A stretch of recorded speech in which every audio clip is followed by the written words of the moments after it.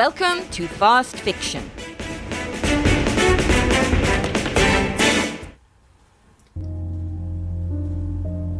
Marcie. I saw her again today, just briefly. She looked as if she was in a hurry. Marcie. I don't know her other name. Never did. She hadn't changed much. Perhaps her beautiful lustrous hair was a little more styled for maturity, but her face still showed that intense serenity I had noticed the first time I had met her. The first time I had met her. I thought back. Actually, it was the only time.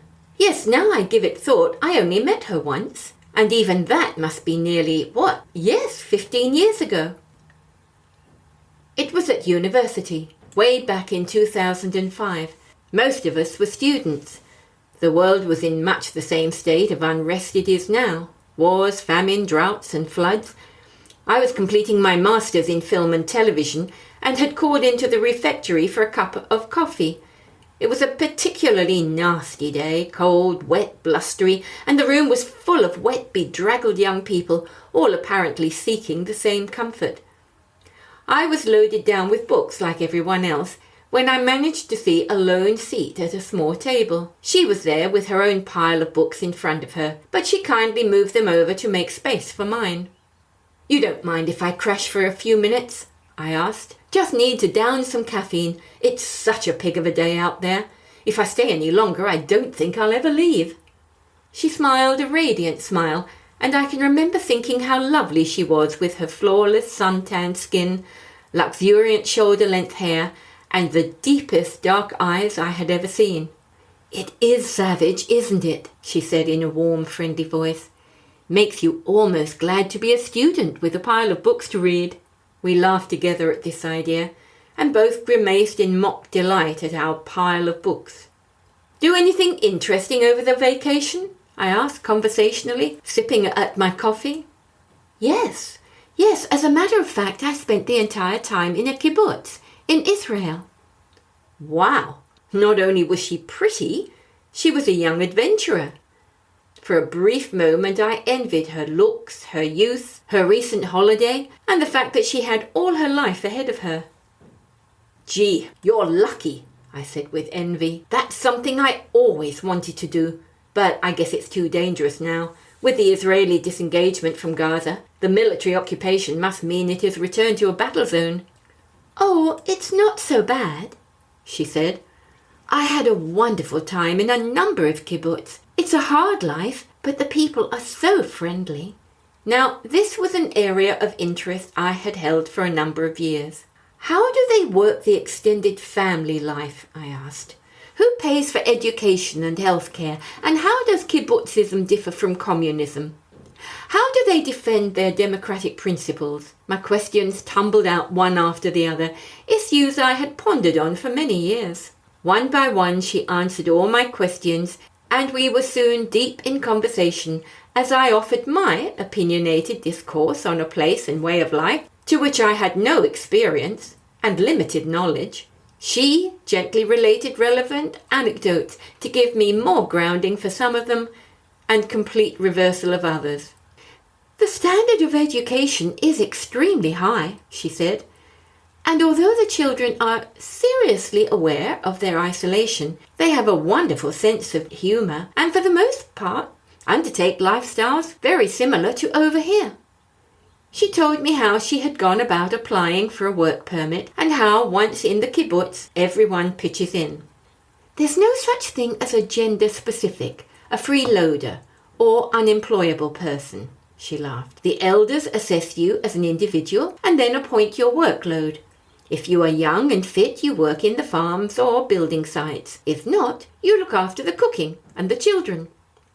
It was only when these positives had been exhausted that she spoke of the daily dangers she had experienced as she had gradually become a working and valued member of the communities.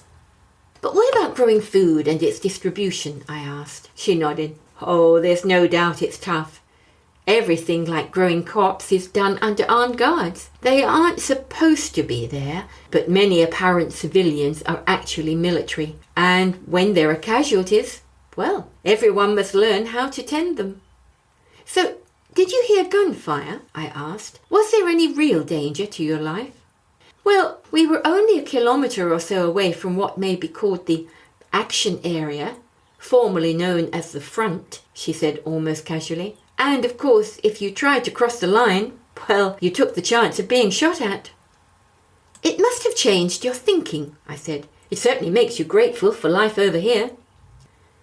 By now the refectory was even more crowded, and although my coffee cup was empty, I stayed on, fascinated with this young girl who I now knew as Marcie. Eventually, however, we both looked at the big wall clock, checked it against our watches and timetables, and began to gather our books. So, what are you studying? I asked conversationally, as I began to put on my coat. I'm not sure. She smiled again as she saw my look of bewilderment. That's to say, I was studying education, with a view to being a phys ed and recreational teacher. But now, well, I've got to change my major, and I'm still not certain which way to go.